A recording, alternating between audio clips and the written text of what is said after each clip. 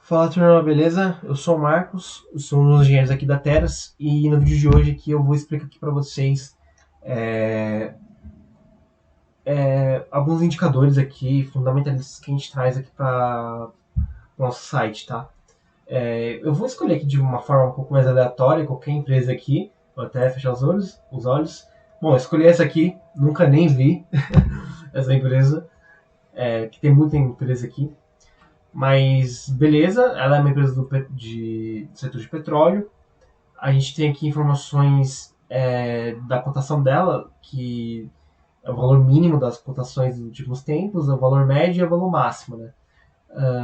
E aqui a gente tem os indicadores relativos. A gente tem o valor de mercado, que basicamente é o quanto ela vale, né, no mercado. Isso aqui engloba uma série de informações.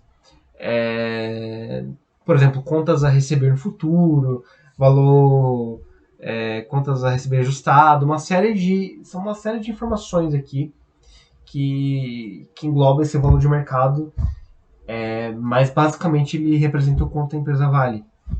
A gente tem o lucro líquido, que é basicamente o quanto a empresa lucrou, descontado todos os impostos, todas as despesas dela. Aí você encontra o lucro líquido dela, quanto basicamente ela colocou no bolso, descontado de tudo, pagando funcionário, pagando tudo. Ela teve, por exemplo, nesse caso, 12 milhões aqui de lucro líquido. O crescimento da receita em 5 anos não tenho certeza se esse valor está certo, a gente pode conferir depois. Em muitos casos não dá para analisar um a um, mas essa aqui, por exemplo, aumentou em 98% a sua receita em 5 anos. A receita, basicamente, é o valor que ela consegue arrecadar vendendo seus produtos ou serviços. Aqui na bolsa, a gente tem dois segmentos de empresa. A gente tem as empresas que criam produtos e vendem, e tem empresas que vendem serviços, né? Então a gente tem esses dois segmentos de empresas e ambas geram as receitas e a gente consegue ter uma noção aqui de mais ou menos como é que vai ser esse crescimento. A gente tem o PL, que é um indicador aqui que mostra mais ou menos a relação de preço e lucro. Ele só vai fazer mais sentido, deixa eu colocar um raio aqui, hein? Ele só vai fazer mais sentido quando você compara esse PL com outra empresa de petróleo da bolsa. Eita, o raio foi forte, né? Com outra empresa da bolsa do mesmo setor. Então, vamos supor que a Petrobras tem um PL de 20 e a Petróleo e Gás aqui tem um PL de 18. Então, você consegue ter uma proporção aqui de... Cara, vale mais a pena investir na Petrobras do que na 3R Petróleo, porque essa relação é melhor. Então, ela é basicamente uma relação de preço e lucro líquido que representa aqui essa proporção e dá a entender aqui se faz mais sentido investir em uma empresa ou outra do mesmo setor para ter uma relação melhor. Particularmente eu tenho muita dificuldade de ler esse indicador, mas basicamente é isso. A gente tem o dividend yield, que é basicamente quantos por cento da ação representa o dividendo que a empresa paga. Só para contextualizar, o dividendo ele basicamente é um valor que a empresa paga para o seu acionista de forma periódica ali ou não. E basicamente o dividend mostra essa relação aí de quanto ele representa do valor da ação. Né? A gente tem um ROI, que é basicamente o retorno sobre o Return of Equity, que é o retorno sobre o patrimônio. É o quanto que essa empresa ela consegue trazer de retorno baseado no seu patrimônio. Só para deixar bem claro, é basicamente o seguinte.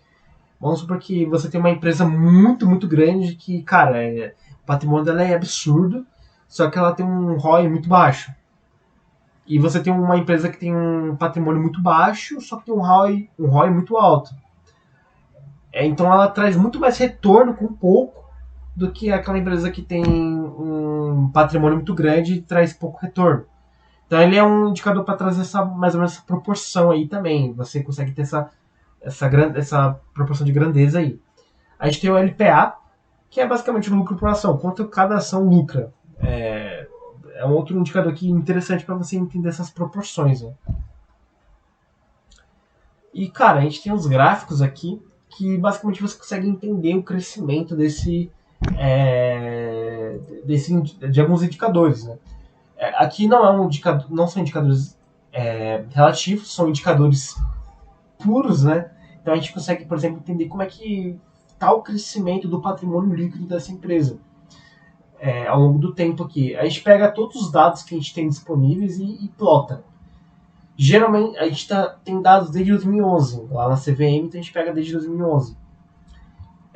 Aqui é o real e aqui é a predição que a gente faz com regressão polimonial para a gente entender como é que vai estar lá na frente. Né? A gente prevê um ano de informações para entender como é que vai estar esse indicador lá na frente. Então a gente tem patrimônio líquido, a gente tem contas a receber, a gente tem o passivo total, despesas trabalhistas, receita líquida.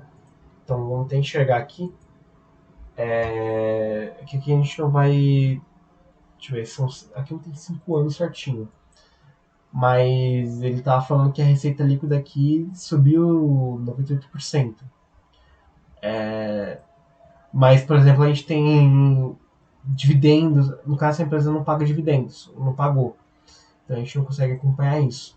A gente tem o lucro líquido. Então a gente tem uma série de indicadores aqui para a gente conseguir analisar como é que eles estão no tempo, tá? E tem a previsão deles no futuro também. Então, basicamente é isso. Tem empresas que não tem alguns indicadores, tem outros que a gente tem que ajustar, porque são muitos casos. Apesar de estar um pouco mais padronizado, é um pouco complicado de você juntar tudo, tá? Mas basicamente é isso. E, bom, até o próximo vídeo.